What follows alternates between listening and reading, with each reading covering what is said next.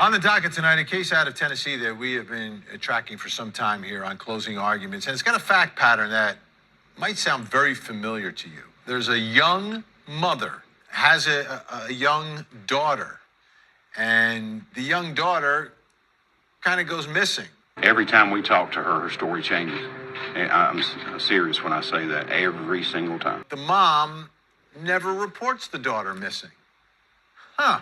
One of the grandparents that actually makes the call to police to report this child missing. The child's remains are ultimately found very close to the home. I mean, extremely familiar fact pattern.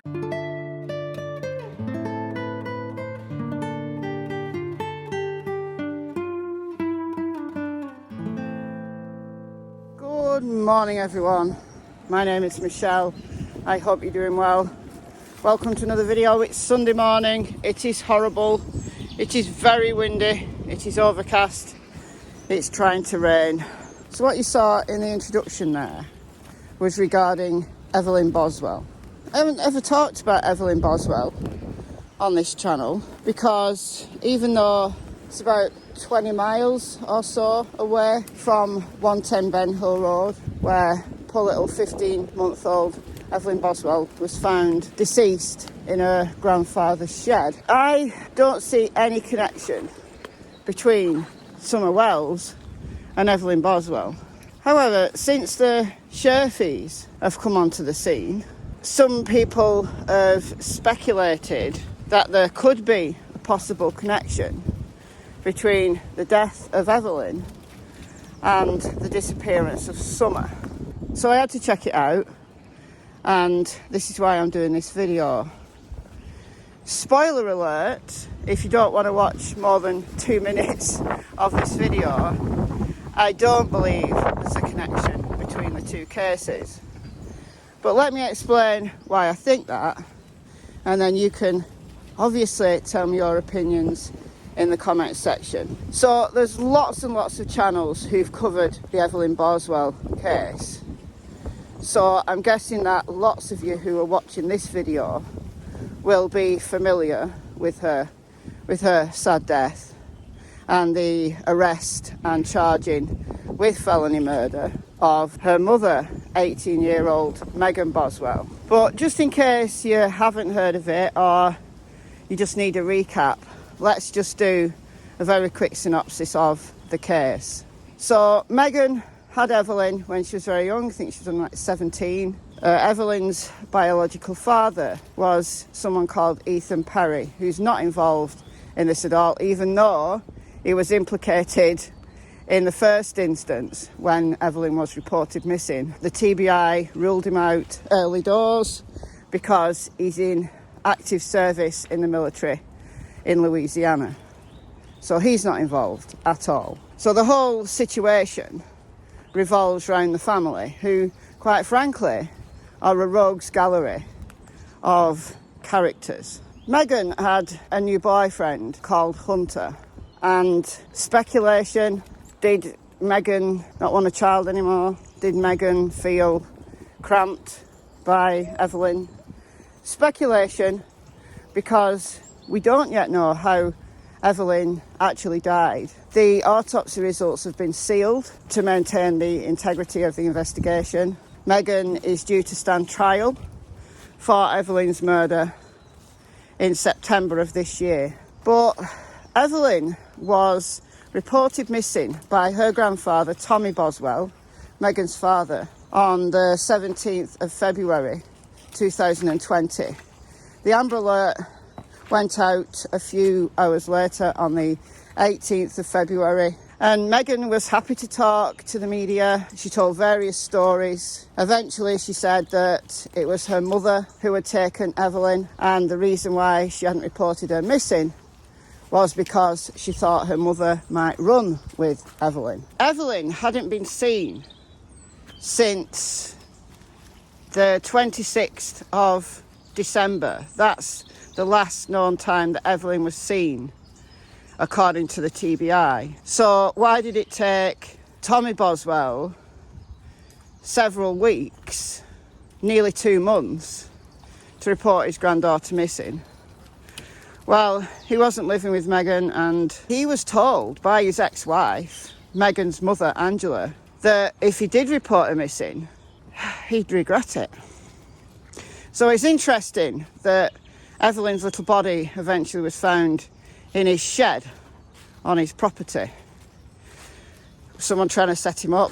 I don't know, again, another speculation. A vehicle alert was put out a few days after the Amber Alert to be on the lookout for this silver vehicle. The make and model escapes me right at this moment in time. Angela, Megan's mother, and her boyfriend were apprehended in this vehicle in North Carolina, and they were arrested for theft because this was a stolen vehicle. Megan's grandfather, Angela's father, tells a different story. He told the media that this wasn't a stolen vehicle at all, that they'd been given this vehicle by Hunter, Megan's boyfriend. It was actually his mother's vehicle, and according to him, Angela had been living with him, and every day up to the week that Tommy Boswell reported Evelyn missing, Megan and Hunter had been at his property visiting Angela. No sign of Evelyn. And Megan was just giving everybody the runaround, like saying, oh, she's with such a body, she's with such a body. You know, that's where the initial stories of she's with her biological father came out. Megan was arrested on the 25th of February, initially for just basically giving the TBI, the sheriff's office, the runaround, giving false information. And then, sadly, on March the 6th, little Evelyn's body was found in her grandfather's shed on Muddy Creek Road in Bluntville. Bluntville is around 10 miles or so, a little bit less, away from Warrior State Park, which is in Kingsport, just to kind of orientate you as to where we're actually talking here. And she was arrested on murder charges, and like I said, she's now awaiting trial. Like I said, the autopsy's sealed. The investigation as to why the TBI believes that Megan is the only suspect, even though Angela was behaving strangely and ran and said that Tommy would regret it if he reported. She's not on trial for murder, so the TBI must have knowledge. Maybe she's taken the deal, I don't know. I do not know. But at the time, there was a lot of social media speculation. Obviously, once Megan was arrested and Evelyn's body was found, that social media in terms of, you know, that person's guilty, that person's guilty, that person knows more, that kind of thing, that we're seeing it day in, day out in relation to Summer's case, that kind of died down. But a lot of really big channels have covered Evelyn's case in detail. So that's just a synopsis for those of you who needed that recap. Now, like I said, I didn't cover this case in relation to Summer Wells. I didn't think there was a connection. Evelyn was put in that shed by someone who was very close because there was toys, diapers, things around her, like her personal things were around her. I'd like to know how long she'd been in the shed, had she been moved. I'd like to know all of these things, but we'll only get to find out those kind of details at the trial. The Evelyn Boswell case has come up in relation to Summer Wells for an understandable reason.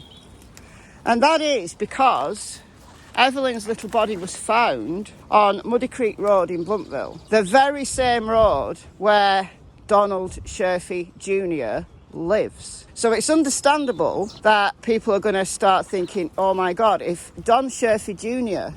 is a possible suspect in Summer's case, and he's flown under the radar all of this time, could it be possible that he's connected in some way to Evelyn Boswell and he's flown under the radar there as well? As I said, I can't find a connection at all between them. Doesn't mean to say there's no connection, but here's my thought process as to why I've concluded there isn't. So even though they live on the same road, this is a long road, it's like several miles long. Tommy Boswell lived at one end of it and the Sherfey property is at the other end of it, and it's about 4.5 miles. So it's not like these are close neighbours who see each other, are aware of each other's business, that kind of thing. Doesn't mean to say they don't know each other. Tommy Boswell and Don Sherfey Sr, Don Sherfey Jr.'s father, are about the same age. So is it possible they know each other from school even? I don't know. I believe Tommy Boswell was born in Kentucky. Just looking at some background information. I believe Tommy's father's side come from Kentucky.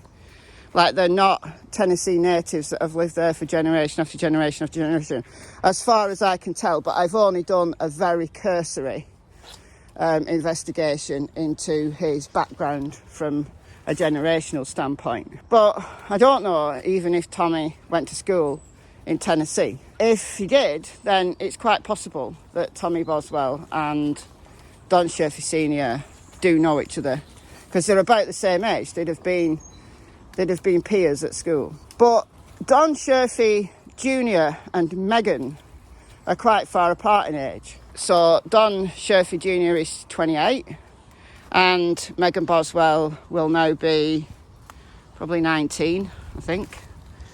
Maybe 20 now. But there's several years between them, so it's not like they would have been peers at school. They may have known each other, but like I said, it's not like they were just living round the corner from each other. The reason why Don Sherfey Jr, even though he lives 20 miles away from Ben Hill Road, for me, is much more suspect in relation to Summer than in relation to Evelyn, is because we've no idea what happened to Summer. None.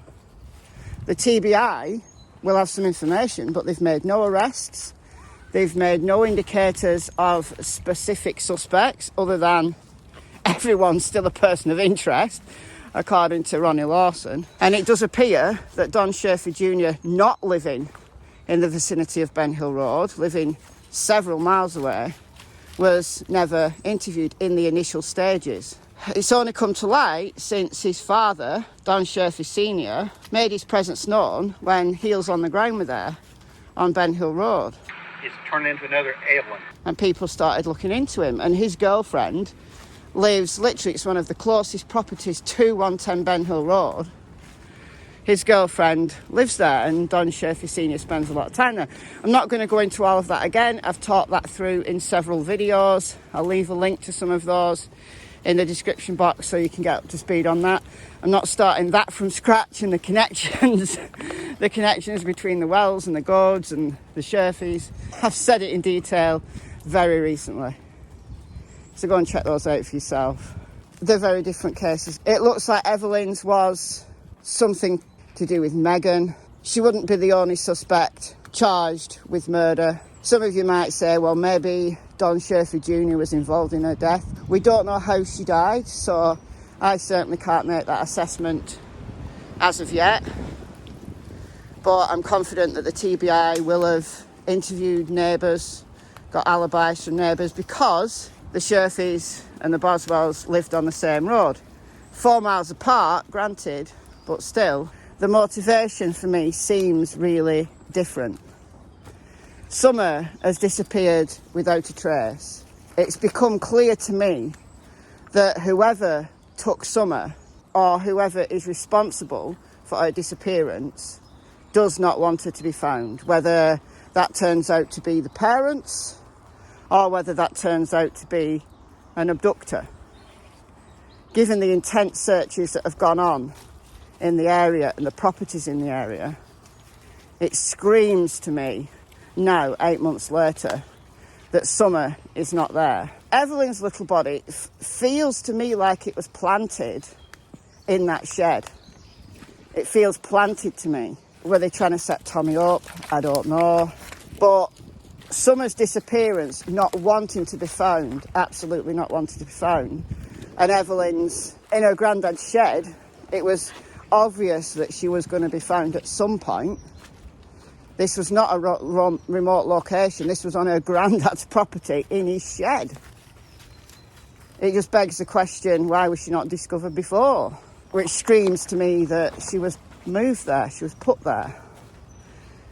So very different disposal, if we can call it that. I don't like calling it that. It's a horrible word. but very different disposal of Evelyn's body than Summer's. Now, we don't know that Summer is dead, but after 8 months, it's likely. Come on, guys, it's likely. But she hasn't been planted anywhere. She's been carefully hidden. She's been taken somewhere and carefully hidden, in my opinion. All of this, of course, is just my opinion. So, September of this year, that's when we'll get to know the full details of what happened to Evelyn Boswell. By then, will what happened to Summer have been discovered? Will we have more details about what happened to Summer? I hope so. I absolutely hope so. But I think after 8 months, I think we have to at least consider the possibility that she won't be found. But at least I think in September, we'll probably be able to lay to rest any possible lingering doubts about the connection between the Sherfeys and the Evelyn Boswell case. There's always surprises at trials, but I don't think John Sherfey Jr. would have his freedom if it was believed that he was connected. They were very quick to arrest Megan. They were on the ball. And, yeah. So let me know what you think in the comments below. I've been Michelle. I hope you're well. I'll see you in the next video. It's goodbye from Miss Cassie Springer and Miss Tillington, who is in the creek.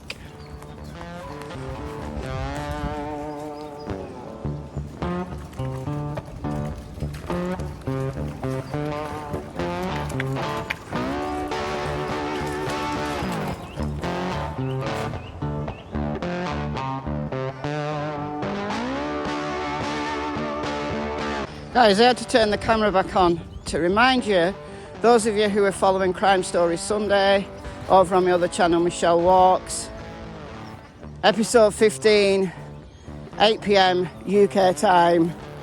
It's a disturbing one. Aren't they all disturbing? But this is particularly disturbing. I hope to see some of you there. Bye for now. See you later, hopefully.